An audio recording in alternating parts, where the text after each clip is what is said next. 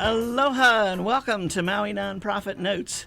Now in our 10th year of broadcasting each week, we continue talking story with Maui's nonprofit executive directors and staff to find out how they're working to support those with needs within our community.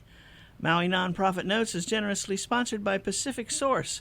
If you're building or remodeling a home, please stop by Pacific Source's cabinet and appliance showroom located in the Waikapu Bayshard. I'm Susie Tiemann, Executive Director of Lokahi Pacific, and your host for Maui Nonprofit Notes. During this hour, we're going to share some of the experiences of our nonprofit agencies and just how they're changing lives, changing communities, and creating miracles of hope for those with needs. Today, we're going to start off the show talking with Adele See, now that I said it before the show, will it come out now? All right, it's Adele Baguio Lorena, Susie. How are you? I'm stuttering for some reason today. Adele, welcome to the show. Thank you. Thank you for having me again. And I'm here to promote our big event that's coming up in 2 Saturdays. And we didn't September say 14th. that you were from Maui Family Support Services. Oh, yes. Maui Family Support Services. It's a nonprofit agency that has been in operation for almost 40 years. Wow. Yes, and our mission is to strengthen families and to prevent child abuse and neglect. And for anybody who's keeping track, Adele is the Chief Executive Officer. You've had that position for a while now. Since 2014, late 2014. So almost 5 years. Almost, and I will say I'm still learning a lot. I know, that's interesting, isn't it? Yes. Yeah, I'm starting my 9th year, and I'm still finding things, that happened along the way to somebody else. And somebody will say, hey, do you remember this? And I go, no, I've only been here 9 years, Yeah. But we go back to the 70s. Wow. As an agency. That's amazing. So I would say then that I'm the baby, and I'm still learning so much from you, from the different leaders of the Maui Nonprofit Directors. And that's the whole purpose of it, the Nonprofit Directors Group, is to assist each other and help us grow and learn and be better at our jobs in helping the community. Yes. It's such a privilege to be able to serve the community in this position. Very good. And I think most executive directors and staff of the agencies feel that way. Yes. And you've got a large staff. We have over 70 staff here on Maui, Molokai, Lanai, and including the very rural area in Hana. There you go. But you cover the territory. Yes. If it's about the family, you're there. And the families with young kids. Yeah. Yes. That's terrific. Yeah, this event on Saturday, September 14, we will be holding it at the Queen Kahumanu Center, and it's the 24th year annual Stand for Children rally and celebration. And we talk about, the needs of the children and resources for families, and we will have about 20 programs in our community who will be there with information, and we will have prizes and activities for the young kids. Did this used to be held out in the open someplace?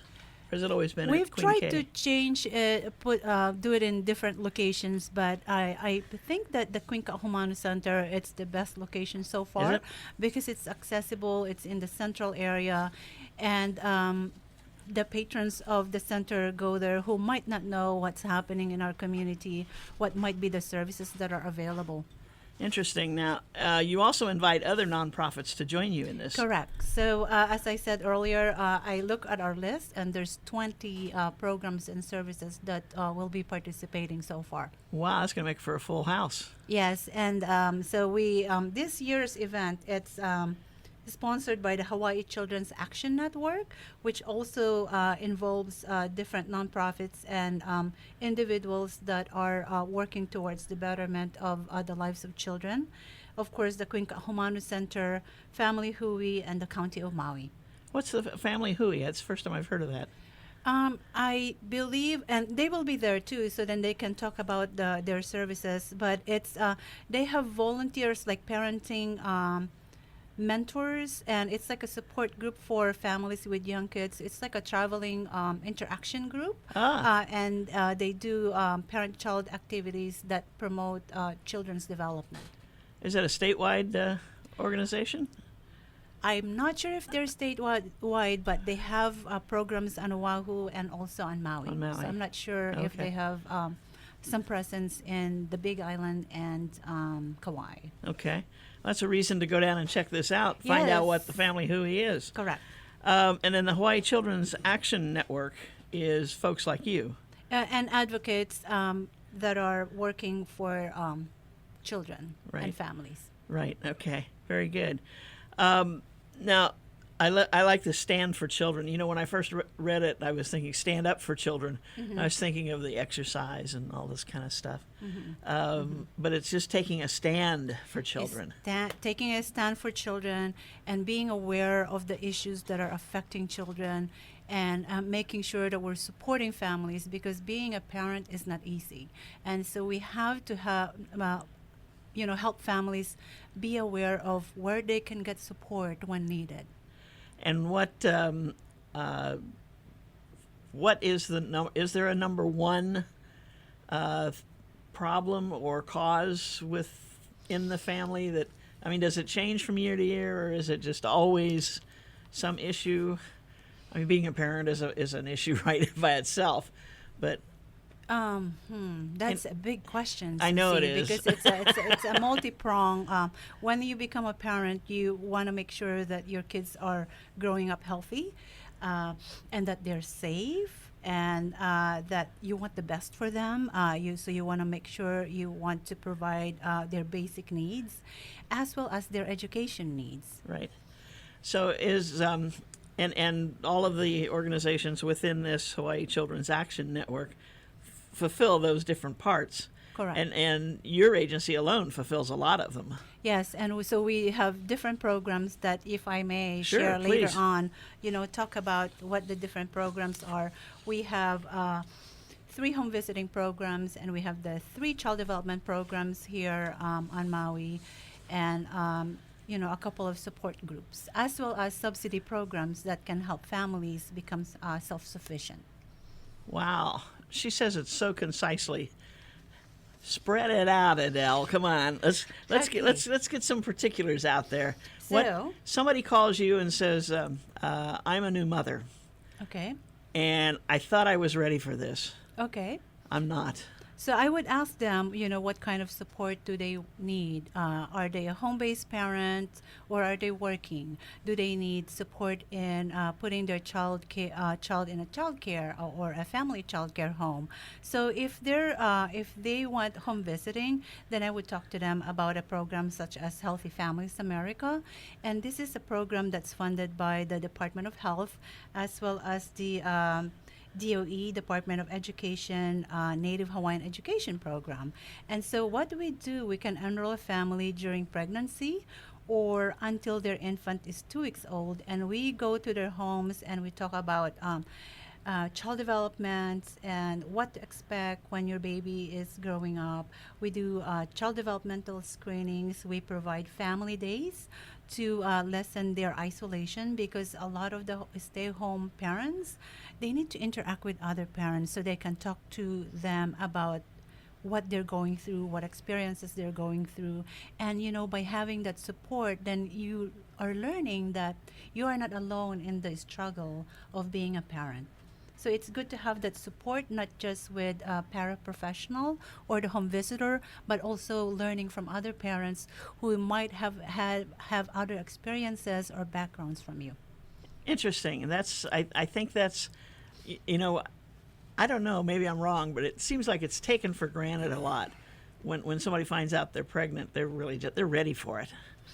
They think my whole life has been geared towards this.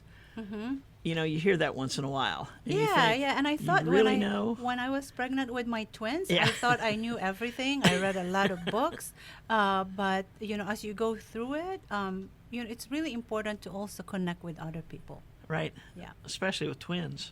Yes, it's double the whammy, double the blessing. double the blessing, but it's also double the work. Yes. Or does it really seem like that? And double the cost. When you buy something, it's always you're buying A two. two. Yes. Ah, So imagine a family who have 2 or 3 or even 5 kids. Imagine the financial burden that they have. And so if they don't know what kind of supports that are available in the community, so then it's a big struggle. So it's really important for us to share what we have here in our county. right. And we do, and you have some programs that can help them with that. Yeah, so the other program that we have that provides subsidies for preschool, childcare, after-school care, it's the Quality Care for Hawaiian Keiki. And this is for Hawaiian and part Hawaiian families, though, but we even support families who have childcare in their home, or if they want to go to an infant toddler center, or before after school care, but it is dependent on income. And so we would provide support on subsidies, and we also have the Maui County Early Childhood Subsidy Program where they can apply for assistance to help with childcare support. Interesting. So it subsidies. seems like, excuse me, there are a lot of resources out there that are available. There are a lot of resources, but families need, sometimes they don't know where to go. Right. Yes. So if somebody just calls you and says, I need help, you're going to try to figure out in what area specifically. We will figure out what how we can support them, whether it's a home visiting program or a center-based program or a support group or subsidies, or we also have the fatherhood involvement program, which we call Kane Connections. Right. So if dads or Kavika. Kavika's program, it's the Kane Connections program. We can also refer them to that support group for the Kane, Hui Kane. Right. It's I mean, getting back to the resources now.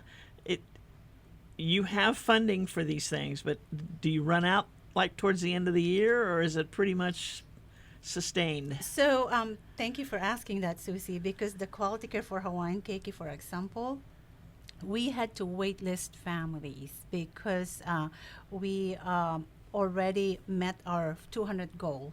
And so we would only be able to enroll a new child if one of the families disenrolled their child from care. And so we only have limited resources per program. The Healthy Families America that I spoke about, we are contracted for 3 years. So after the 3 years, we have to apply again. And a home visitor has maybe have a caseload of 17 families. And so we don't wait list families for this home visiting program. But our other programs, we have to wait list because of capacity. The need is greater. Yes. Wow. Now, are there other agencies that do similar kinds of things? I mean, these sound like they're pretty specific. Maybe, but the Healthy Families America program that we have and the Early Head Start program that we have, they're voluntary. So families don't need to be required by, for example, the courts to participate, but they have to be willing to do the home visits or enroll their child in the center. So it's voluntary. Gotcha. Yeah, Okay. most of our services are. Okay. So it's excuse me, it's based on their decision that they Yes. need help. Yes, and also income eligibility as And well. income, right? Yes, Okay. yes. And then they go through a period where you kind of assess. We I mean, have to, during the screening, Yeah, the they intake think and the they need screening. something, but they don't know exactly what yeah, it is. Yeah, so we have to do the intake, and we have the different questions to ask them, and then that helps us in determining which program they might be eligible for. I see. Yeah, Okay. yeah. And then it sounds like some of these are because they're ongoing programs. Mm-hmm. They may be able to be in it for multiple years. For 3 years at the most, like the Healthy Families America program, until the child turns 5. Oh, okay. But they don't need to stay for 5 years or until their child reaches 5 years. If they feel like, okay, I got it, I think I know what I'm doing now, they can decide to be disenrolled or to be discharged from the program. Oh, okay. At I any gotcha. time. So as you say, it's strictly voluntary, signing up or dropping out. Correct. Yes. There's no mandatory Requirement. requirement from some other authority, Child and Family Services, or is that what that's called? No, what is that? Child. Healthy Families America, it's a home visiting No, the program. state that would send the child or family to child welfare services. welfare services. Yes. Yeah. Yes, sorry. Yeah. So you don't work with them at all. We do work with them because we have a program called Kapu'uvai Onakeki, which is a program that we have where families that have been referred to child welfare services, they refer the families to us so that we can provide comprehensive services. So in that program, Kapu'uvai Onakeki, we have a multidisciplinary team, a home visitor, a clinical specialist, and a nurse to help the families with their children, or even the foster parents, the resource caregivers, and the biological parents. I see. Okay. Hold that thought. We're going to take a short break and we'll be right back. Aloha from Pacific Source, and thank you for your support over the years. Pacific Source has offered more of what builders and homeowners value most in building materials and cabinet design. We've done this by offering superior customer service and products, as well as by designing kitchens and baths that are intelligent and elegant while staying true to your vision and budget. Visit our showroom in Waikapu in Central Maui, where we display a variety of cabinets as well as top-name appliances like Sub-Zero, Wolf, Viking, KitchenAid, and more. We display countertops, tile and wood flooring, and several brands of windows and doors, including Fleetwood multi-slides and La Cantina folding doors. Come in and talk to our designers about making your dreams become a reality. From concept to completion, we really believe our attention to detail and superior service are what sets us apart. Let us show you what we mean. We are a Pacific Source at 515 East Oahe Way in the Consolidated Base Yard in Waikapu, just off Waiko Road. Call us at 986-0380. That's 986-0380, or look us up online at packsource.com.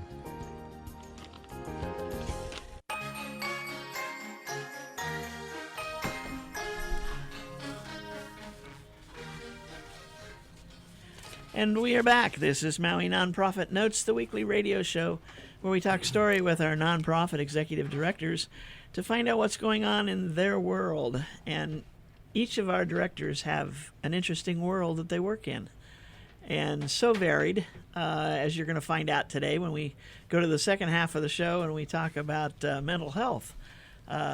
This is Mental Health Month. Suicide prevention. It's same thing, isn't it? Oh no, you're going to talk about it. Okay, we'll save that. This is Adele's part. We'll talk about that in the second half.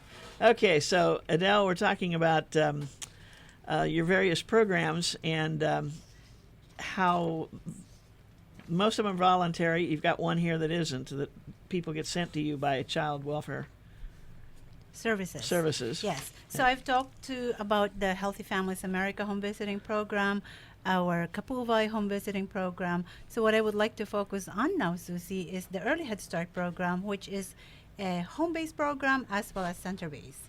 And this is a federally funded program for expecting parents as well as children 0 to 3 years old.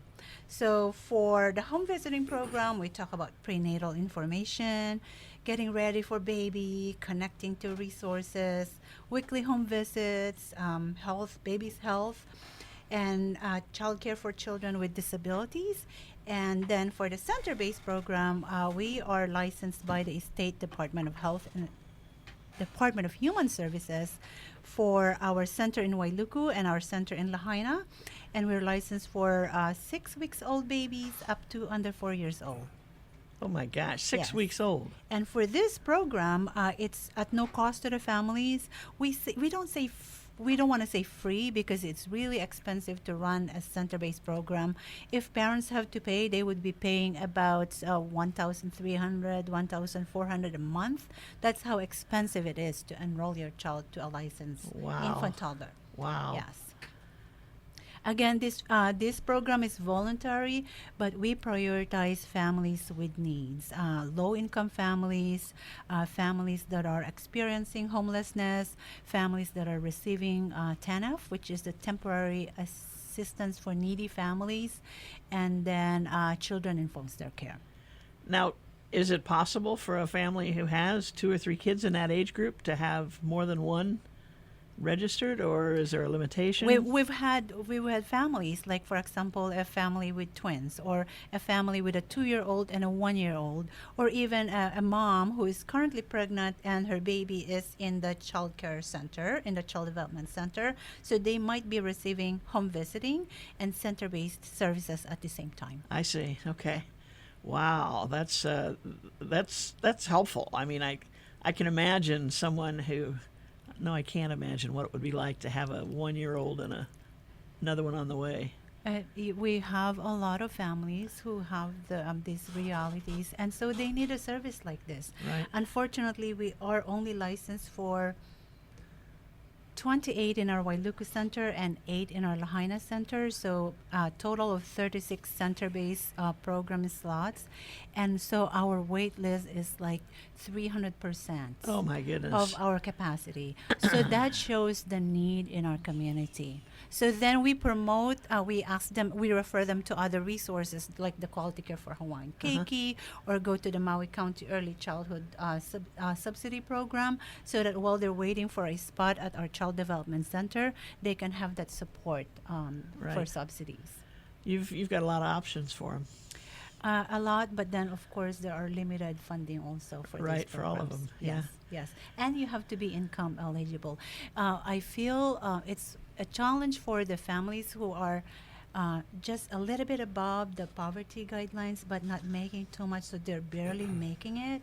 And so, the poverty guidelines in Hawaii, it's very low in comparison to the cost of living Right, here. right. And so they might just be over income by $200. Uh, Or But- even like $100, and so then that doesn't You help can't them. help in- them. Yes, and so That's we have the families hard like yeah that that's too. the hard part. I think any of us that work with those kinds of restrictions, like we do with our affordable housing, even Yeah, you watch those numbers, and somebody gets a nice promotion and a nice raise that goes with it, and they think it's great. All of a sudden they're not eligible, yes. and that's the worst and the hardest thing to say to somebody is, I'm sorry, Yes, that is. and yet to them they don't have any money right, because the cost of living is so high. right, and so then their options are very limited. That might hinder them from going back to school, or going back to work full time, or they might just be working double, having 2 jobs or 3 jobs, and then sleeping during the day, Ugh. or having parents swap their schedules so that they Right. can make it. There's always Yes. somebody home, kind of thing. Yes. And then mom and dad don't ever get to see each other. Yes, and so imagine those families who don't have the extended family Right. members, or who don't have that option of Single-parent changing family. schedules. Yeah. Right. Wow. So, do you get a lot of inquiries from like grandparents or so forth? Can you help my daughter with this? Or We do. We get different phone calls, and so we talk. We have a community resource list, and so our administrative assistants they share to them the phone numbers, or even where to go for those additional assistance that Maui Family Support Services cannot provide. gotcha. Yes. Because I would think that there'd be, sometimes it's hard for the person who's in that situation to ask for help. Right.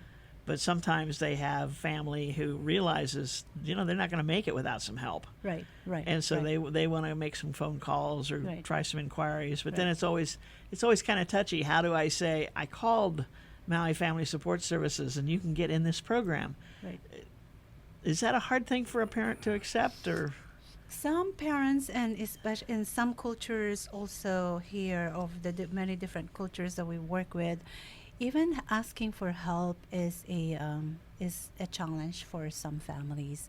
They might not feel comfortable asking for help, because in their culture, when you ask for help, it's like you're giving up something, and they might be asking you some information that you feel are private, and you don't want to share that.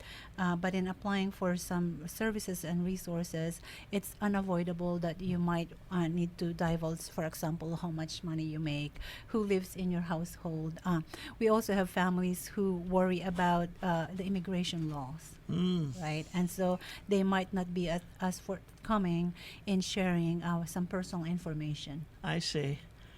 Are your programs open to like people with green cards, or Oh yeah, do yeah. they have we to be a don't- citizen? We or? don't discriminate Okay. against based on nationality or even citizenship. Okay. We provide services to everyone who meets the income or the requirements, except for the Quality Care for Hawaiian Keiki, because it's It's a Hawaiian. requirement for us to serve the Hawaiian Right, Hawaiian right. families. Yes. So, but they must be a Maui County resident. I don't think we even ask for the residency. okay. They just need to show that they are Hawaiian, part Hawaiian. Okay. Yeah, and we do ask for in the beginning when we got this grant, we were only limited to certain geographic areas, and Ah. so we had to ask them where they were residing, and it's not too much to establish whether they're citizens or non-citizens. I see. Yes. Interesting. I've learned a lot today. And there's another center-based program, Susie, that Okay. I have not talked about, All right. which is the Halehi'ipoi Infant Toddler Center. It's located in Hana. It's the first and only licensed infant toddler center in Hana. And right now we have, I was asking our staff to email me, text me, how many openings we have. For that center, we are licensed for 8 infants and toddlers. And it's not an early Head Start site, though. It's a parents have to pay monthly, but they can get subsidies or assistance. It's partly funded by Kameme schools and the Native Hawaiian Education Program, as well as the county. That's why we're able to bring the monthly tuition to as low as $725. I Wow. told you earlier the Half. cost would be like about 1,300, 1,400, but this center, it's a partnership that we have with DOE in Hana as well as Kamame schools and the county. We're licensed for 8, and parents pay maybe 40% less of the 725. And right now, let's see what they said. We have 1 slot open. Ah. And so I'm hopefully we have listeners from Hana. There we go. So Call if quick. you need childcare, Call what please number? call 248-7609 or go to our website www.mfss.org to apply, and or call the center 248-7609. Great. Wow, that's quite a rundown on your programs that you offer. Again, the 24th Annual Stand for Children Rally and Celebration on Saturday, September 14th at Queen Ka'ahumanu Center, 10 a.m. to 2 p.m. All kinds of activities will be going on. You can learn more about what Adele talked about today. Should be a fun day. It should be a fun day, and if you're interested to learn more about our other services, please call 808-242-0900 or go to our website www.mfss.org. And thank you, Susie, for having me here again. Hey, you got it. Anytime, Adele. Yes. We've got one last thing under the live entertainment at the Stand for Children celebration. One of my favorite groups, Uncle Wayne and the Howling Dog Band. I love them. Yes, and so since it will be at the center, we also have a kiosk that we're promoting. It's an informational kiosk, information for new families in Maui County if they want to know where to get what, or resources, community agencies that can help them. We have a kiosk there as well. They can call this number if they want to hear more about it. It's 808-419-07801, and it's the Islands of Hope. Oh, wait a minute. Kiosk. You got one too many numbers in there. 808-419-0781. Yeah, you had an extra O in there. Oh, sorry. Yeah, 419-0781. Very good. Thanks, Adele. Thank you. Hey, it's been great talking to you, and your programs are amazing. I love them, especially the Connie Connection. The Kana Connections program also has a new program called Kamalama. It's a Hawaiian-based curriculum for fathers where they can. It's like a support group, and they can bring their other significant other, their wife, their girlfriend, into the support group, and it's happening every Tuesday from 5:30 to 7:30, I believe, at our main office at 1844 Willie Paul Loop in Wailuku. Wonderful. Or just call your main number. 808-242-0900. Thanks, Adele. Thank you. Have a great day. You too. Okay, we're going to shift gears now, and we're going to talk with Danielle Bergen, who's the Maui Community Coordinator for Mental Health America of Hawaii. Oh, and it's Suicide Prevention Month. It is Suicide Prevention Month. Yes, Susie. You know, I have heard so much lately about suicides. I was hearing the other day about the outbreak. Can you call it an outbreak of suicide on one of our neighbor islands? And it brought me to tears because some of Yeah. those people, I don't know them directly, but I know them indirectly, and I'm thinking, my gosh, what could possibly make some of these people do that? Yeah. Unfortunately, suicide can happen for many different reasons. It's usually a compilation of reasons too. Sometimes you'll see what you just talked about on one of the neighbor islands with maybe contagion, which is if someone takes their life and all of a sudden the person who's maybe a good friend or close to them sees all the people remembering and showering all the love upon that person who's no longer there, right? And they're just in about as bad a position of hopelessness as that other person was. Sometimes you'll see someone else take their life very shortly after, and it's more prone to rural communities than it would be to urban communities. So Oh my that's why goodness. our outreach, needs to be island wide, and we've had a lot of prevention efforts at the office on Maui here for Mental Health America of Hawaii. We've brought our youth suicide and bullying prevention trainings into the schools. Finally, we were able to get in there last year in the fall of 2018. And through last school year, we trained close to 1,400 students Wow. in suicide prevention. Last semester, I did an outreach to 7 different schools, and with some money that was granted by the legislature to the Prevent Suicide Maui County Task Force, of which I am a member, and actually the co-chair of that along with Dr. Adam Coles. We were allotted about half of that money for trainings. So that really helped with subsidizing training for us to get over to Molokai and Lanai and actually down to Hana, where we could afford to stay a few days, paid for our accommodations, our food, our ways over to get there. On Molokai, we trained over 200. Wow. We trained the youth in Molokai Middle School, the 7th and 8th grades, and we also did 2 community trainings while we were there in the evening for the general public. In Lanai, we were able to get over there as well, and we trained also in their middle school, their 7th and 8th grade, in suicide prevention. And at the very end of the year, we were able to get down to Hana, where we spent a couple days down there, and we were able to train all their grades, grades 7 through 12. Wow. So we're doing what we can to raise awareness and to pass the message on that it's okay to ask for help. I noticed when you were talking to Odell, in some cultures and in some ways, it's a hard thing to ask for help. Right. When I grew up, it was ingrained to me that I should do it myself. It was best worth doing on my own, Right. and so I had to change my mindset and my thinking. Right. So asking, I tell the students when we're in these classes that asking for help is a sign of strength, not weakness. Right. And suicide is something we need to talk about. Right. We can't just hide it under the rug anymore. It's become. It's grown statistically since 2007. It's up like 30%, and especially with youth, the rates are up that high. Oh my gosh.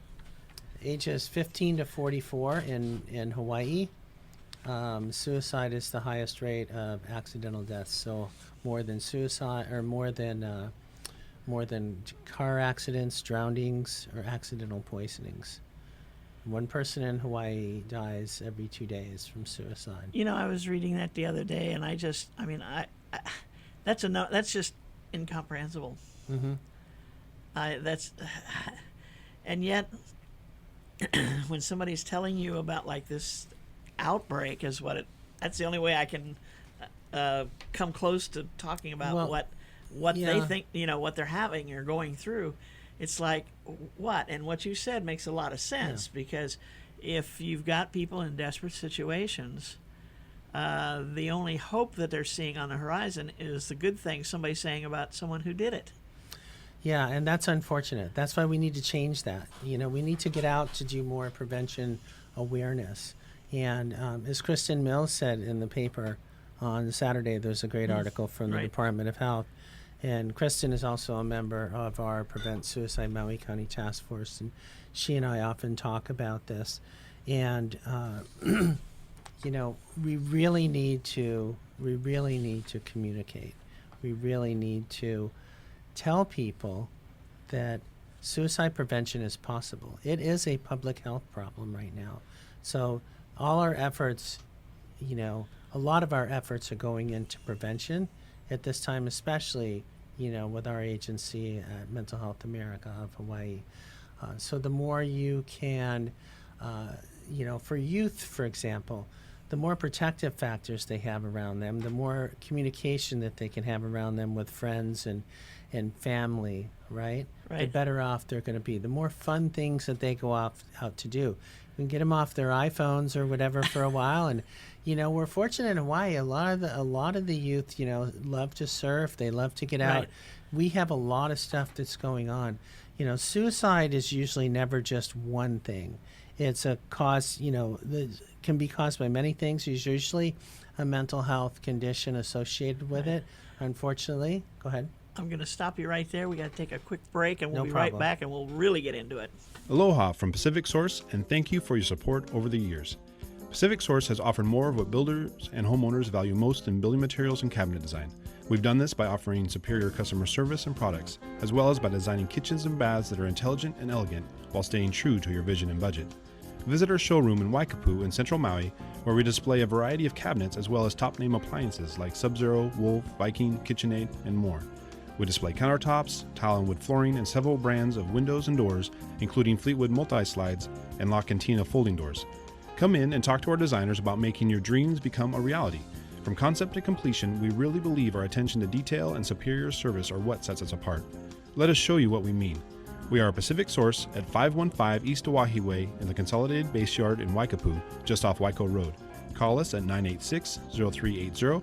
That's 986-0380, or look us up online at packsource.com.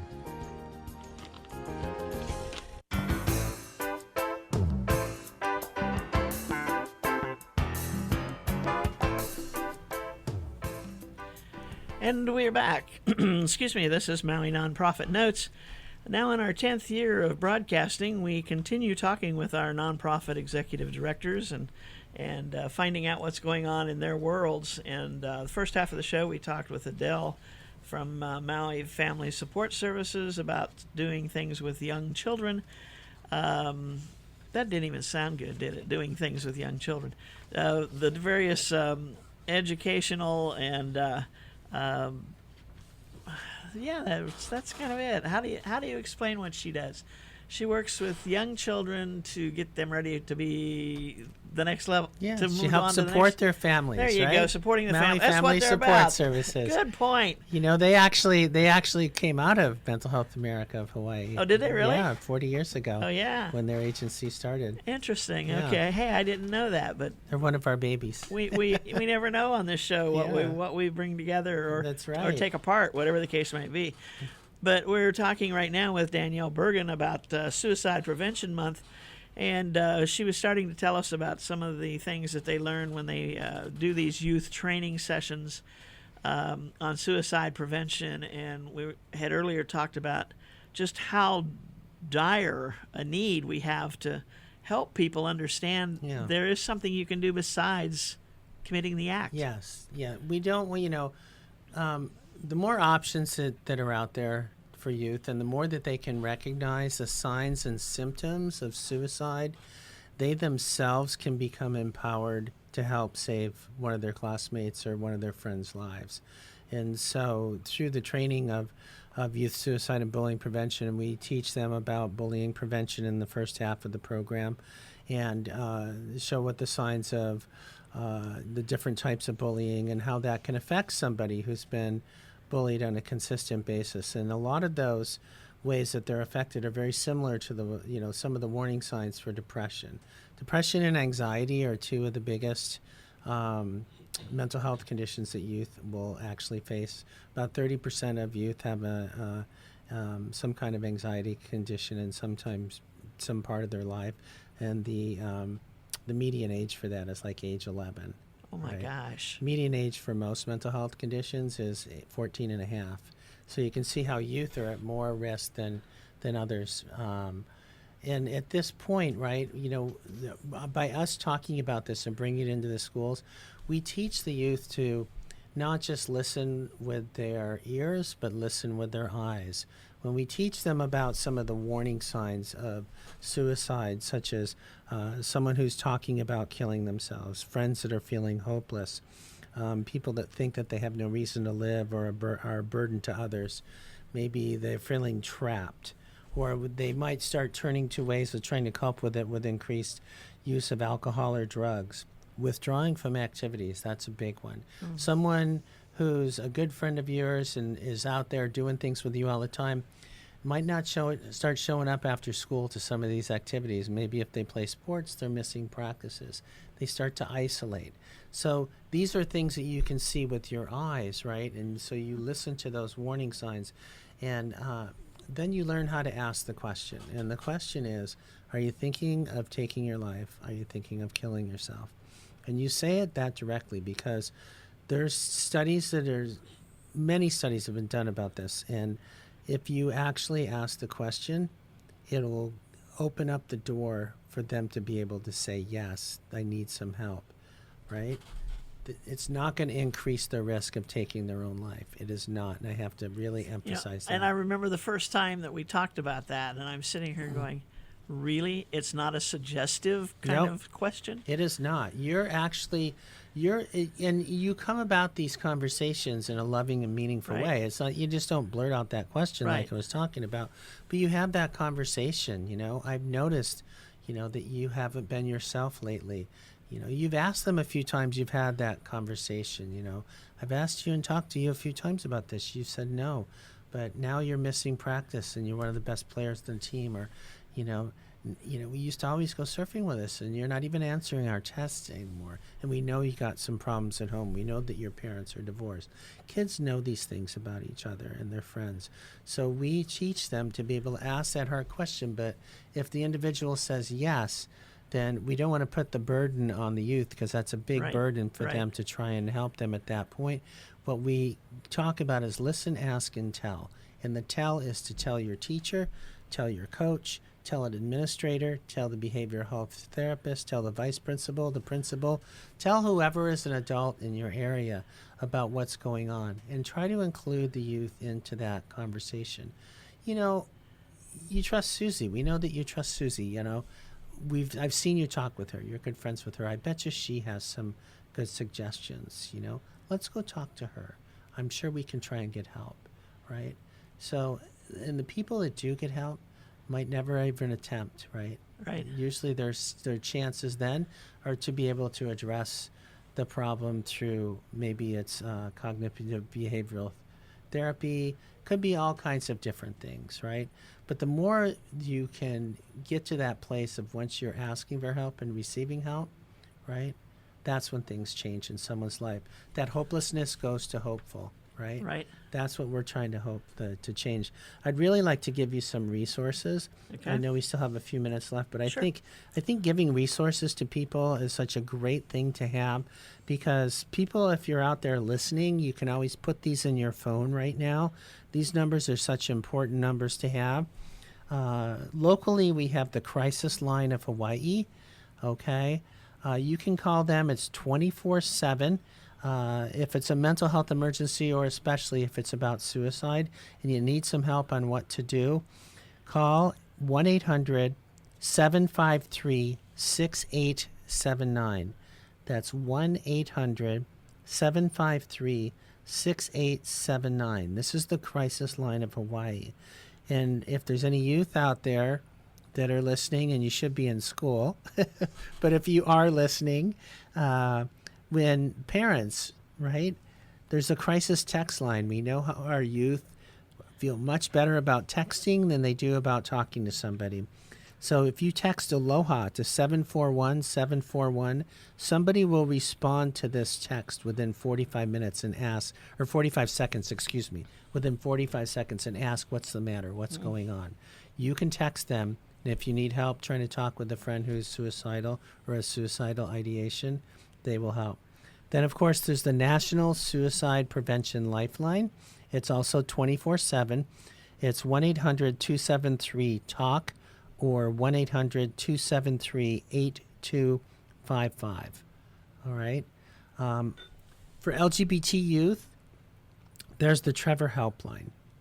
Okay. It's a national 24/7 line. It's was started years ago after a young man named Trevor had taken his life tragically. So it's named in honor of him. It's 1-866-488-7386. Once again, that's 866-488-7386. That's the Trevor Hotline. What we have developed too at Mental Health America of Hawaii, we came out with this in May of 2018, is a suicide prevention app. It's a free download on your iPhone or your Android, and it's called Kokua Life. And what it is it has a lifesaver in the app, and it's got little red and white, I believe, on it, or blue. It's like red, white, and blue in it. It's a free download. It's a free suicide prevention app. So if you forget some of the warning signs or maybe what to say or how to help somebody, it's got all those answers on there. It's also got links to our website in the state here for Mental Health America of Hawaii and our national website to be able to do a mental health screening if you like. And then we do have a complete resource guide for all islands on there. So if you're looking at something, maybe you're moving to Oahu or if you're going to Kauai, we have resources not just in suicide prevention, but in all kinds of social services all across the state of Hawaii. We just updated this list last year. So these are great resources to have. And, you know, I have to tell you, when we talk about suicide prevention, you know, we try to not use the word commit anymore, because the word commit is associated with like committing a crime or committing a sin. It's putting a judgment on someone, right? Nobody knows what it's like unless you walk in their shoes, right? So we have no idea what people are thinking. It's a public health crisis. And unfortunately, people that do attempt and people who have completed suicides have found that they can't see the light at the end of the tunnel anymore. But the more we can do with prevention, the more we can talk to people about it and not be afraid to talk about it, and the more we can let people know that asking for help is a sign of strength, not weakness, the better off we're going to be. What can I say? I keep thinking back to the statistics. I mean, it's just, I guess I've not known anyone who found themselves in that situation. And I keep thinking about the warning signs and so on and so forth. And I, you know, whenever, like as you were talking, I'm going through my list of friends and I'm thinking, is there anybody who's changed their habits, you know, doing things differently than they did last year? Is there a sign that there's some kind of a problem? And maybe it's being naive or blind to say, no, I don't think so. No, I don't think so. And you know, it's just a matter of, I think the more you become aware of it, like we're talking about today, you know, you might know that there's some changes in people's lives. You know, risk factors will raise, you know, when risk factors are in your life, it can raise the probability that you might attempt on your life. So, for example, LGBTQ kids who are bullied and transgender kids that are bullied, their rates of suicide are about 8 times higher than an average youth. Because they're going through a tough enough time in their life. Yeah, and bullying can be a major risk factor for suicide. Depression is a risk factor. Any kind of mental health condition, right? So even a major change in a person's life. If somebody, you know, the mother or father dies, or the parents get divorced, or, even if yourself as an adult, you've had your mother or your dad for a long time and now they're gone, right? Anything can knock you into a depression, right? Interesting. Mm-hmm. It's I was thinking when you were talking about some of the things that you kind of evolve into with issues can lead to drugs or drinking or whatever, and that can be a sign of this downward spiral. What's going on. Increased alcohol and drug use are definitely a sign because people are self-medicating at that point, right? Right. Trying to figure a way out. And to that end, I mean, they have two choices: either to get lost in that, or to find some program to get into that helps them get past it. Yeah, and it's hard for people when they're in an addiction.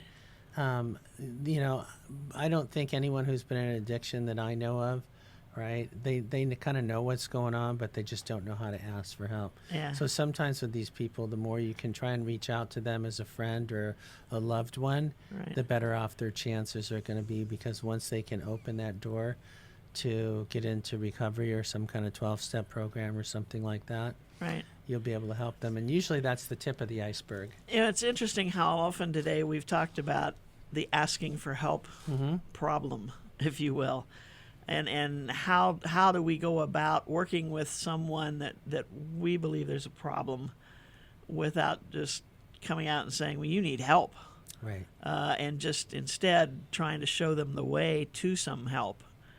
Does that make sense? Yeah. No, I know what you're talking about. And sometimes it's just, you could even, sometimes it's just a matter of